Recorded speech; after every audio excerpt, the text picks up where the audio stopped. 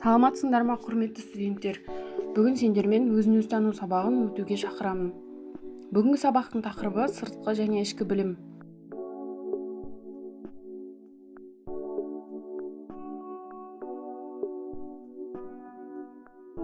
Бүгінгі сабақта білімнің екі қанаты сыртқы және ішкі білім туралы өтетін боламыз.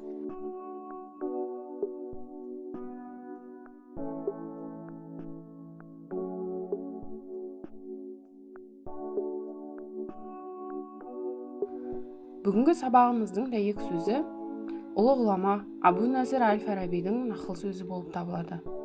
Тәрбиесіз берілген білім адамзаттың хас жауы. Осы дәйек сөзді қалай түсінесіздер? Дәйек сөз туралы өздеріңіз дәптерлеріңізге жазып алсаңыздар болады. Абу-Насыр әл-Фараби былай айтқан: адамға ең бірінші білім емес, тәрбие беру керек. Тәрбиесіз берілген білім адамзаттың хас жауы. Ол келешекте адам өміріне опат алып келеді. Бұл туралы Абай Құнанбаевтың 17-ші қара сөзінен де байқасақ болады.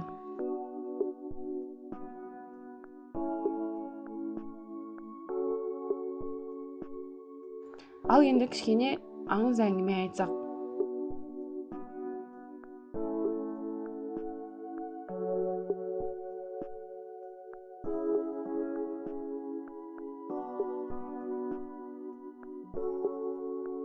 Ыбырай Алтынсариннің әдеп туралы әңгімесі. Бір жұрттың бас әкімі екінші бір байға барып, жолығысып сөйлесіп тұрғанда, қасынан бір жарлы мұжық өтіп бара жатып, иіліп, бас ұрып сәлем берді дейді. Оған қарсы әлгі үлкен әкім төре онан да төменірек бас ұрып сәлем алады. Қасындағы бай: тақсыр, осынша жұрттың үстінен қараған әкімсіз, осы бір мұжыққа неге сонша бас ұрасыз деп айтады. Сонда әкім: ешбір ілім білім үйренбеген мұжық сонша иіліп әдептілігін көрсеткенде, мен онан әдепсіз болып қалайын ба деп жауап береді. Бұл әңгімеден не түсіндіңіздер? Ыбырай Алтынсариннің әдеп туралы әңгімесінде адамдағы сыртқы және ішкі білімнің қатар жүруі туралы айтылған. Яғни адамда тек қана интеллектуалды білім емес, онымен қатар рухани жан дүниесінің білімі, тәлім тәрбиесі бірдей қатар жүруі тиіс.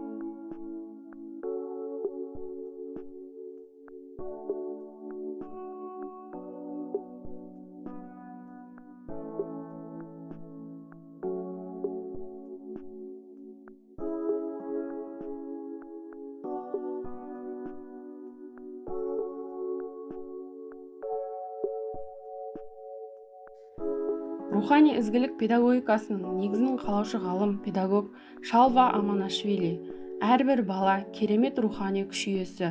Ол шетсіз шексіздікті танып білуге ұмтылады. Мұндай ұмтылыс адам баласының бойында дүниеге келген сәтінен ақ пайда болады. Сондықтан да кез келген мұғалім әр балаға рухани күш иесі ретінде қарау керек.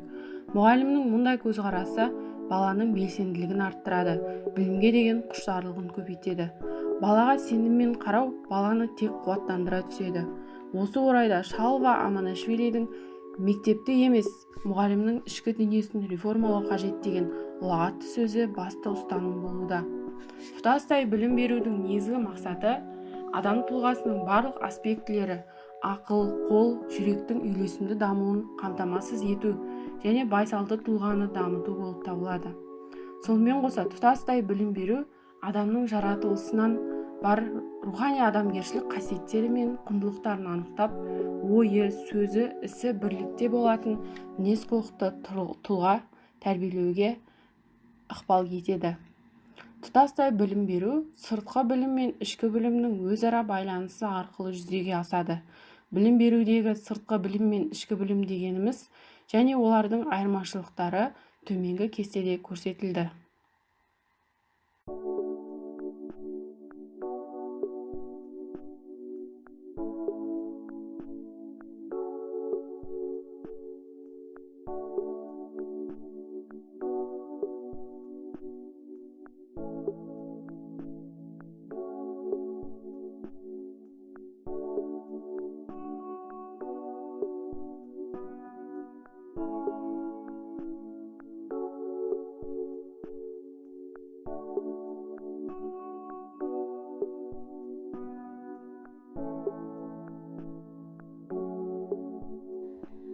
Білім берудің екі аспектісінде үйлесімді дамыту қажет: зияткерлік және рухани адамгершілік.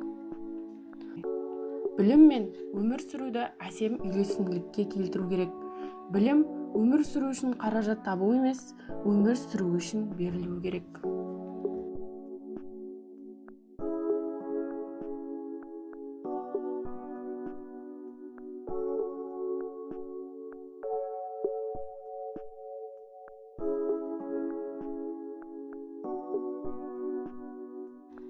Жанды және жансыз білім туралы Шалва Аманашвилидің «Балалар білімді аңсайды, бірақ олар жанды білімді аңсайды» деген сөздерінен байқауға болады. Жансыз білім мен жанды білім туралы Шалва Аманашвилидің айтқан сөздері келесі суретте көрсетілген.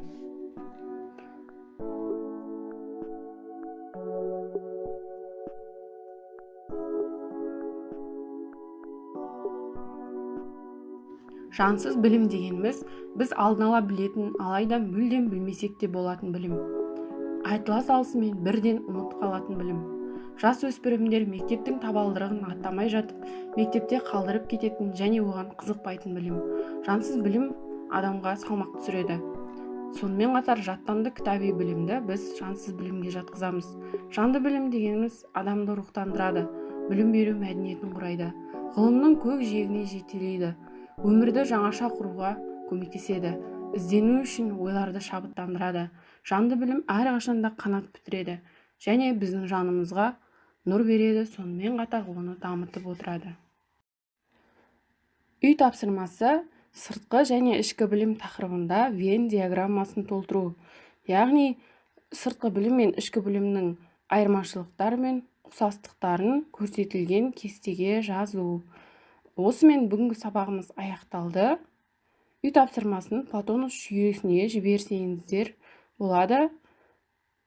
Қош, сау болыңыздар.